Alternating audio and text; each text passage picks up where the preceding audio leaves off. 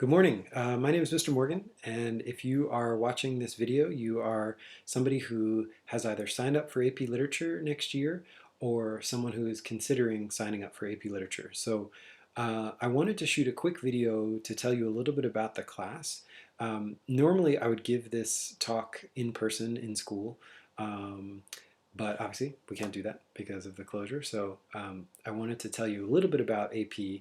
Um, and hopefully kind of answer some questions you might have. So first, what is AP? What is this? What is this kind of structure? What type of class is this? At the high school, we have two AP classes, AP Literature and AP Language.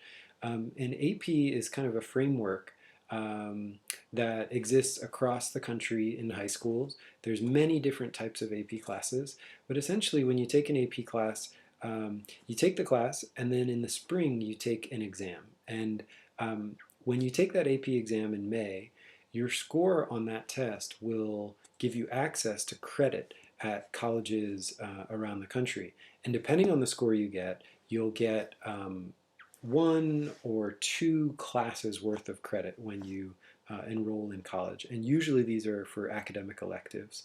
So if you take AP Literature and you do well on the exam in the spring, um, when you go on to college, you will probably be exempted from some academic elective at the school that you attend.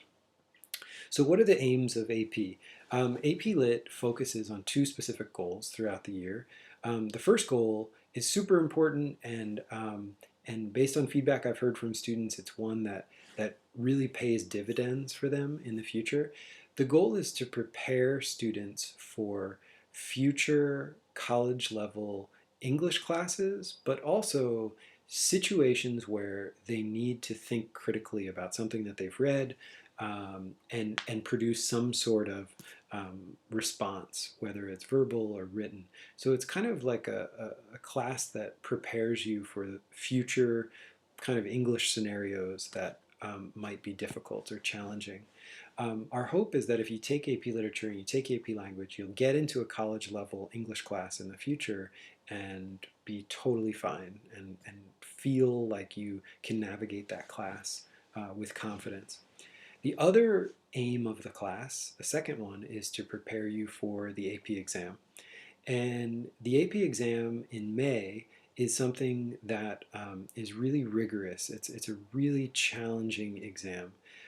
Essentially, you have 3 hours to navigate 55 multiple choice questions and three separate timed essays. And so you do all of that in 3 hours. This year's exam looks a little different because of the school closures, but usually, assuming everything's in session next year, everything, is kind of back to some semblance of normality or normalcy, you'll have this 3 hour exam. So I mention that here because we spend about 20% of our time throughout the year on exam preparation. And so that looks like basically 1 day a week we prep for the exam. Now, I don't want you to hear that and think, oh man, a big percentage of this class is just teaching for the test. It's not really that. We do these activities to prepare for the exam that have value beyond just the test itself. The types of activities that I'm going to give you to help you prep for the exam are activities that will push you to think quickly and do close reading. They're things that will give you these skills and help you sharpen skills that will help you outside of even a school setting. So I don't see that exam prep as just uniquely valuable for the exam itself. It's valuable just in life in general. So I want to kind of mention that up front. We will be doing preparation for the exam. It's just understood and expected that if you take this class, you will take the exam in May. The exam itself, the score that you get on it, it doesn't have any impact on the grade that you receive from me in the class. It's more just for future opportunities that you have in college. So kind of keep that in mind. It's not something to be feared or anything. It's not like, oh, I'm nervous to take the class because of the exam. The exam is just the kind of culminating activity that we take in the spring Um, basically because we've spent so much time prepping for it and we've worked so hard to do well on it. So don't be nervous about the exam. The class itself is fast-paced. We are going to read a whole bunch of novels and plays and poems and essays throughout the year. Um, I hope and feel that it's a class that is stimulating for students. Again, I've gotten that feedback from students in the past. It's a class that I think you'll find interesting. Um, when we read these novels, we're going to do a series of different activities with them in class and outside of class. Some of them are things that you'll be familiar with. Obviously, we're going to write about what we read. We're going to talk about what we read. And I've heard from students in the past that some of these class discussions are things that they really find valuable. So there'll be a variety of things that we tackle. The first essay of the year that we write, it'll be drafted, and so we'll work together and do it in stages, and I'll really show you clearly kind of what things should look like. And then after that, the essays that we tackle for the rest of the year, those will often be things where we finish a novel or a play, I give you guys the essay prompts to pick from, and then you have a certain amount of time to complete that, and usually those are done outside of class. But like I said, that first one is kind of done slowly and in stages. Um, Speaking of stuff outside of class, that there is an expectation if you take AP Lit, there will be some work done each week outside of class. I would say most nights there is some AP homework. Um, I don't want this to be anything you're nervous about, mainly because I've heard that once students kind of get into their rhythm and get into a routine, that this feels more manageable and feels like something they can kind of navigate.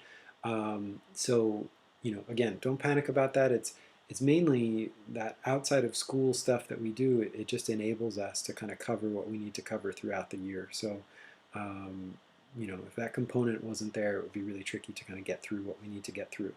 Um, I feel like that kind of covers a lot of the basic ideas about it.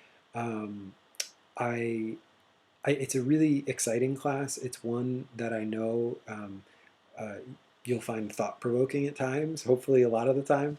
Um, you know, I love teaching the class. It's something that, it's one of those classes that every year, kids are bringing up things in class that are kind of helping me see texts with new eyes and new, I don't know what the right way to put it is.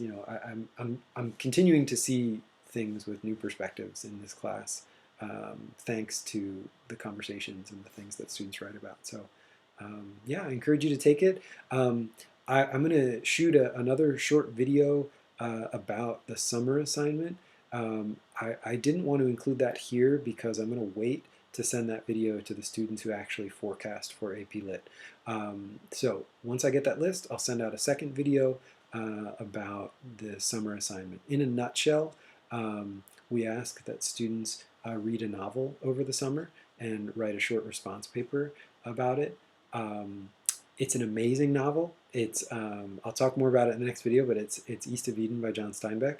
And so I want to just say though in this video, if you are anticipating that this summer you will have a lot going on, you'll be working multiple jobs and helping take care of a sibling, if you're feeling like this summer could potentially be hectic, I want you to reach out to me and talk to me.